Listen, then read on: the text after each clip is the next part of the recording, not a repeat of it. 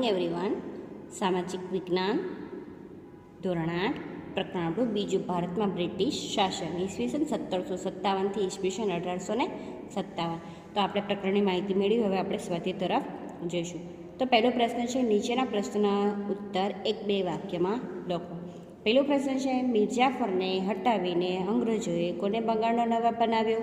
તો જવાબ આવશે, મિર્જાફરને હટાવીને અંગ્રેજોએ મીર કાસિમને બંગાળનો નવાબ બનાવ્યો.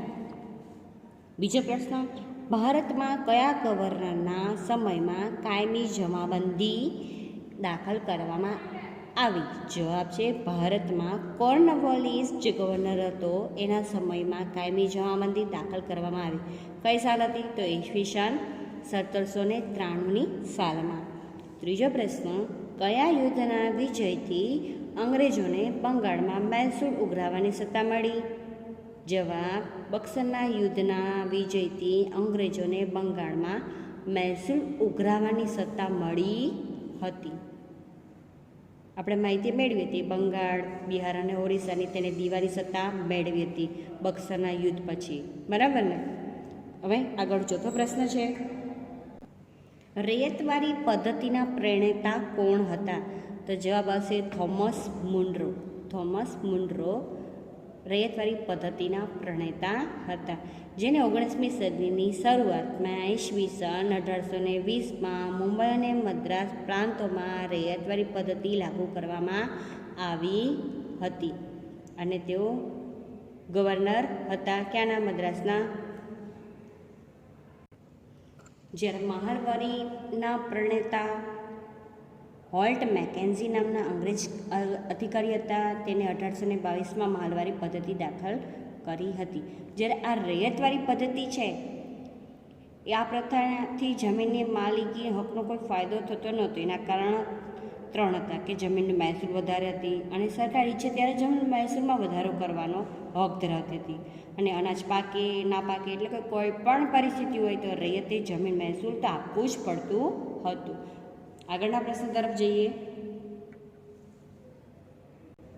પ્રશ્ન બીજો છે, ટૂંકનોંધ લખો. બિરસા મુંડા. તો બિરસા મુંડાનો જન્મ ક્યાં થયો હતો, એને જીવન કેવી રીતે પસાર કર્યું અને કયા આંદોલન કર્યા? તો જોઈએ આપણે. બિરસા મુંડાનો જન્મ 15મી નવેમ્બર 1875માં થયો હતો. એના પિતાનું નામ શું હતું? સુગના મુંડા. અને માતાનું નામ હતું કરમી મુંડા. બરાબર?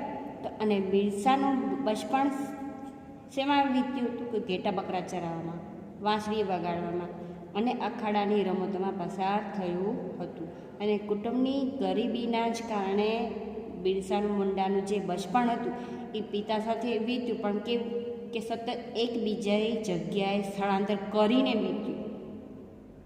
જોકે બિરસાએ સ્થાનિક મિશનરી શાળામાં શિક્ષણ તો મેળવ્યું જ હતું અને તેણે બચપણમાં મુંડા લોકો અને દીકુઓ, જે બહારથી આવેલા તેને દીકુઓ કહેવાય, એ વચ્ચેના સંગ્રામની વાતો પણ એમણે સાંભળી હતી. તેને જનોઈ ધારણ કરી હતી, તેમજ વૈષ્ણવ ધર્મ પ્રચારક સાથે પણ કામ કર્યું હતું.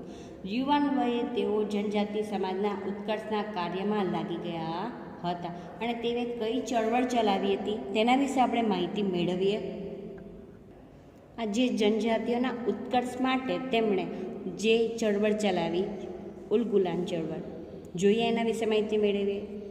તો અંગ્રેજ સત્તાના જે હિમાયતી હતા, શાહુકાર, જાગીરદાર, જમીનદાર, એ દ્વારા આદિવાસીઓનું શોષણ થતું હતું. એ ખૂબ જ ચરમસીમાએ પહોંચી ગયું હતું. શોષણ ખૂબ જ થતું હતું. અને એના જ વિરોધમાં ઈસવીસન 1895માં વ્યાપક આંદોલન, જે ઉલગુલાન કહેવાય, એનું નેતૃત્વ બિરસા મુંડાએ લીધું હતું. અને દક્ષિણ બિહારમાં જે છોટા નાગપુરનો વિસ્તાર છે, એ જે 400 ચોરસ માઇલના વિસ્તારમાં વિસ્તરેલું હતું, આ ચળવળનો પ્રભાવ ત્યાં સુધી પહોંચ્યો હતો.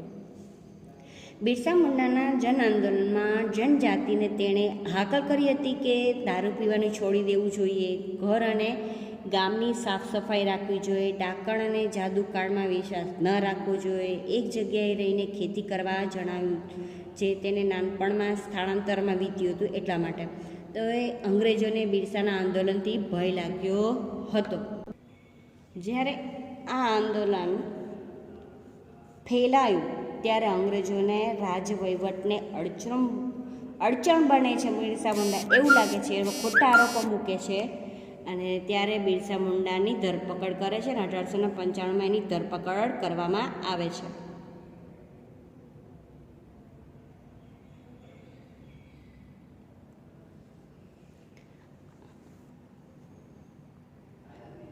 અને 2 વર્ષ બાદ ઈસવીસન 1897માં બિરસા મુંડા જેલમાંથી મુક્ત થયા. તે ફરીથી જનજાગૃતિ ચળવળમાં લાગી ગયા હતા કે એ લોકોનો જનજાતિનો ઉત્કર્ષ થાય તે માટે. અને દીકુ અને યુરોપીય સામે સફેદ ઝંડાવાળું જે બિરસા રાજ અને ચળવળ મજબૂત બનાવી હતી. અને ઈસવીસન 1900માં બિરસા મુંડાનું અવસાન થયું હતું અને ત્યારબાદ આ જે ચળવળ ચાલી હતી તે મંદ પડી હતી અને અંગ્રેજોનું સામ્રાજ્ય દબદબો વધવા લાગ્યો હતો. હવે આગળનો પ્રશ્ન છે રૈયતવારી પદ્ધતિ વિશે માહિતી મેળવીએ. રૈયતવારી પદ્ધતિ 19મી સદીની શરૂઆતમાં એટલે કે ઈસવીસન 1820માં મુંબઈ, મદ્રાસ એટલે કે ચેન્નઈ આ પ્રાંતોમાં રૈયતવારી પદ્ધતિ લાગુ કરવામાં આવી હતી. તમને આ 1-2 વાક્યના પ્રશ્નો જવાબમાં પણ પૂછાઈ શકે. હવે રૈયતવારી પદ્ધતિના પ્રણેતા કોણ હતા? થોમસ મુનરો હતા. હવે તે સમયે તે મદ્રાસના ગવર્નર હતા. અને આ પદ્ધતિમાં શું હતું તો કે જમીન ખેડનારને જમીનનો માલિક ગણવામાં આવતો અને સરકારની શરત મુજબ તો ખેડૂતને જમીન મહેસૂલ આપવાનું તો થતું જ હતું, પણ આ પ્રથાથી જમીનની માલિકી હકનો કોઈ એવો ફાયદો થતો નહોતો. એના કારણ શું હતું કે જમીન વધારે મહેસૂલ આપવું પડતું હતું. બીજું હતું કે સરકારી છે ત્યારે જમીન મહેસૂલમાં વધારો પણ કરી શકે. ત્રીજું હતું કે કોઈ પણ સ્થિતિમાં અનાજ પાકે ન પાકે કે નાશ પામે તો પણ રૈયત એટલે કે ખેડૂતને જમીન મહેસૂલ તો આપવાનું જ પડતું હતું. તો આ રૈયતવારી પદ્ધતિ હતી. હવે આગળ માહિતી મેળવીએ જે મહાલવારી પદ્ધતિ. આ મહાલવારી પદ્ધતિનો અમલ ઉત્તર પશ્ચિમ પ્રાંત અને મધ્ય ભારતમાં થયો હતો. હવે એ કોણે કર્યું હતું શરૂઆત?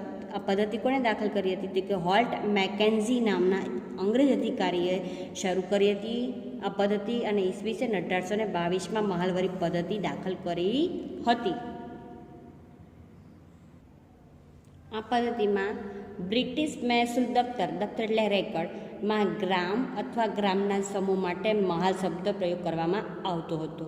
અને મહાલનું એકમ ગ્રામ એટલે અથવા તો એવું કહેવાય કે ગ્રામનો સમૂહ હતો. અને આ પ્રથા અનુસાર શું હતું કે મહેસૂલનું એકમ ખેડૂતનું ખેતર નહીં પણ સમગ્ર ગ્રામ કે ગ્રામની જમીનના સમૂહોનો સમાવેશ થતો હતો. એટલે આ પદ્ધતિમાં ગામનું સર્વેક્ષણ કરવામાં આવતું, ખેતરો અને ઉત્પાદનની આવક જોવામાં આવતી, આવું બધું ધ્યાનમાં લઈને મહેસૂલ નક્કી કરવામાં આવતું હતું. આપણે અત્યારે જે આવક હોય એ પ્રમાણે આપણે ટેક્સ આપતા હોય એ રીતે. આથી આ પદ્ધતિ તરીકે મહાલવારી પદ્ધતિ ઓળખવામાં આવી. અને વસૂલ કરવાની જવાબદારી કોણ હતી? તો કે ગામના મુખીને સોંપવામાં આવી હતી. હવે આગળના પ્રશ્ન છે નીચેના પ્રશ્નનો ઉત્તર આપો. તેમાં પહેલો પ્રશ્ન છે કાયમી જમાબંધી પદ્ધતિમાં ખેડૂતોનું શોષણ કેવી રીતે થતું હતું? તો આ પદ્ધતિમાં ખેડૂતોનું શોષણ થતું કારણ કે તેને નિશ્ચિત કરેલું જે મહેસૂલ હતું તેને આપવું જ પડતું ખેડૂતોને. જમીનદાર તેના ઉપર જુલમ કરીને પણ મહેસૂલ વસૂલ કરતો હતો. એટલે જમીનદારે દર વર્ષે જે નિશ્ચિત કરાર મુજબની રકમ સરકારમાં જમા કરાવવી જ પડતી હતી. અને તેમ છતાં કાયમી જમાબંધી જે જમીનદારોની તરફદારી કરતી હતી. એટલે કે શરૂઆતમાં જમીનદારોને થોડું સહન કરીને નક્કી કર્યા મુજબનું મહેસૂલ આપવું જ પડતું. જો મહેસૂલ ના ભરી શક્યા તેમની જમીન જપ્ત થઈ જતી હતી અને મહેસૂલ તેમને કોઈ પણ કારણસર ભરવું જ પડતું. જમીન ગીરવે મૂકીને અથવા પોતાના દાગીના ગીરવે મૂકીને પણ મહેસૂલ આપવું પડતું હતું. પણ પાછળથી જમીનદારો જમીન ખરીદવા લાગ્યા હતા. જોકે સરકારને ખેડૂતના વિકાસમાં તો કોઈ રસ હતો જ નહીં. એટલે એમને જ્યારે પણ કાંઈ એવું દુષ્કાળ જેવું કંઈ આવ્યા, કુદરતી આપત્તિ આવી પડે તો પણ સરકાર જે આ કંપની સરકાર હતી તે તેમને રાહત આપતી હતી નહીં. પરિણામે બંગાળમાં ખેડૂતોના ઘણા વિદ્રોહ થયા હતા અને અન્ન ભંડાર તરીકે ઓળખાતું જે બંગાળ કંગાળ બની ગયું હતું. આવી રીતે કાયમી જમાબંધી પદ્ધતિમાં ખેડૂતોનું શોષણ થતું હતું. આગળ યુરોપિયન દેશમાં ભારતીય ગળીની માંગ કેમ વધવા લાગી હતી? તો ગળી તમને ખ્યાલ જ છે, ગળી એ આપણે જે સફેદ કપડામાં કરતા હોય છે જેથી સફેદી સારી લાગે છે, બરાબર ને? તો ગળી એ રંગકામમાં વપરાતું હતું અને કાપડ ઉપર ભારતની ગળીનો રંગ કેવો હતો? ચમકતો હોય, સારા ગુણવત્તાવાળી હતી, તે રીતે ઉપજતો હતો. અને આવો રંગ અન્ય ગળીથી ઉપજતો ન હતો. આવી ગળી એને ક્યાંય મળતી નહોતી આ યુરોપિયન પ્રજાને. અને તેનો ઉપયોગ સુતરાઉ કાપડને રંગવામાં થતો હતો. અને ઈસવીસન 1790 સુધી યુરોપિયન દેશોને ગળીનો પુરવઠો ક્યાંથી મળતો? કે કેરેબિયન દેશોમાંથી મળતા હતા. ઇટાલી અને સ્પેનમાંથી મળતું હતું. પરંતુ તેનું ઉત્પાદન ત્યાં ઘટી ગયું. તેથી એને ભારતીય ગળીની માંગ વધવા લાગી હતી અને ગળી વગર તેમને ચાલે એમ હતું નહીં. એટલે ગળી આપણે ભારતથી વિદેશોમાં જતી હતી, એટલે એની માંગ વધવા લાગી હતી. આગળ પ્રશ્ન જોઈએ. અંગ્રેજ શાસનમાં જનજાતિઓની પ્રવૃત્તિ વિશે જણાવો. તો જેટલી જનજાતિઓ હતી બધાના વિસ્તાર આપણે માહિતી મેળવી હતી, કયા વિસ્તારમાં રહેતા હતા, તેની પ્રવૃત્તિ પણ કેવી હતી તો એના વિશે માહિતી મેળવી. તો કેટલાક જે જનજાતિ છે તે સમૂહ ખોરાક ભેગો કરીને જીવન જીવતા અને કેટલાક પશુપાલન સાથે સંકળાયેલા હતા. અને ખોણ સમુદાયના લોકો છે તે ટોળીઓ બનાવી શિકાર કરતા. બરાબર, તો તમને આપણે પ્રકરણ ભણ્યા એટલે તમને ખ્યાલ હશે. અને જ્યારે જંગલોમાંથી જે ફળ, કંદમૂળ, ઔષધિઓ અને જડીબુટ્ટીઓ એકત્ર કરતા હતા. અને ક્યારેક એવું થતું કે જંગલોમાંથી જે વસ્તુઓ મળતી તેના સરખા ભાગે વેચી અને એકબીજાને વેચતા અને તેને જે સ્થાનિક બજારોમાં વેચવા જતા અને તેના સરખા ભાગે વેચી લેતા જે આવક થાય. અને અમુક જે જનજાતિ હતી કાપડ વણવાનો પણ વ્યવસાય કરતી, ચામડા કમાવાનો અને તેને રંગવાનો વ્યવસાય સાથે પણ સંકળાયેલા હતા. તો આમ જુદી જુદી જનજાતિઓ અને વિવિધ પ્રવૃત્તિઓ કરતી હતી. હવે નીચેના પ્રશ્ન છે MCQ. હવે MCQ નીચે આપેલ વિકલ્પમાંથી સાચો વિકલ્પ શોધીને ઉત્તર લખો. તો પહેલો છે ભારતમાં ગળી ઉત્પાદનની કેટલી પ્રથા હતી? 1, 2, 3, સંખ્યાબંધ તો 2 પ્રથા હતી. ગળી પ્રથાની ઉત્પાદનની 2 પ્રથા હતી. બીજું, 2 પ્રથા હતી કઈ? તો કે નીજ અને રૈયતી. નીજ અને રૈયતી. તો નીજ પ્રથામાં શું હતું? તો કે આ પ્રથામાં ઉત્પાદકો પોતાના હળ, બળદ અને ઓજારોનો ઉપયોગ કરી ખેતી કરતા. જ્યારે છોડ તૈયાર થાય ત્યારે કાપીને કાચો માલ કારખાનામાં પહોંચાડતો. અને જ્યારે રૈયતીમાં શું હતું? તો કે ખેડૂત પોતાની જમીન પર ગળીનું વાવેતર કરતો અને તે તૈયાર થાય ત્યારે બાંધ્યા ભાવે કારખાને વેચતો હતો અને કારખાનેદાર ખેડૂતને લોન આપતો હતો. હવે આગળનો પ્રશ્ન જોઈએ. ઈસવીસન 1820માં કયા 2 પ્રાંતોમાં રૈયતવારી પદ્ધતિ લાગુ કરવામાં આવી હતી? ઈસવીસન 1820માં કયા 2 પ્રાંતોમાં રૈયતવારી પદ્ધતિ લાગુ કરવામાં આવી હતી? તો જવાબ કલકત્તા અને મુંબઈ, દિલ્હી અને કલકત્તા, મુંબઈ અને મદ્રાસ, કલકત્તા અને મદ્રાસ. તો જવાબ આવશે મુંબઈ અને મદ્રાસ 1820માં. ત્રીજો પ્રશ્ન, ઝારખંડ રાજ્યમાં હજારીબાગ આસપાસ કયા આદિવાસીઓનો સમૂહ રહેતો હતો? મુંડા, કોલ, સંથાલ અને કોયા. તો જવાબ આવશે સંથાલ. તો ઝારખંડમાં રાજ્યની આજુબાજુ જે હજારીબાગની આજુબાજુ તો સંથાલ આદિવાસીઓ રહેતા હતા. આગળ, આદિવાસીઓ કોના નેતૃત્વમાં મુંડા રાજ સ્થાપિત કરવા ઈચ્છતા હતા? બિરસા મુંડા, ઠક્કર બાપા, જુગતરામ દવે, એક પણ નહીં. તો આપણે આ પ્રકરણમાં આ કોઈનું નામ સાંભળ્યું નથી. બિરસા મુંડા વિશે જ માહિતી મેળવી હતી. તો જવાબ હશે બિરસા મુંડા. ઓકે વિદ્યાર્થી મિત્રો, અહીં આપણું આ પ્રકરણ અને સ્વાધ્યાય પૂરું થાય છે. Thank you so much. ફરી મળીશું. Thank you.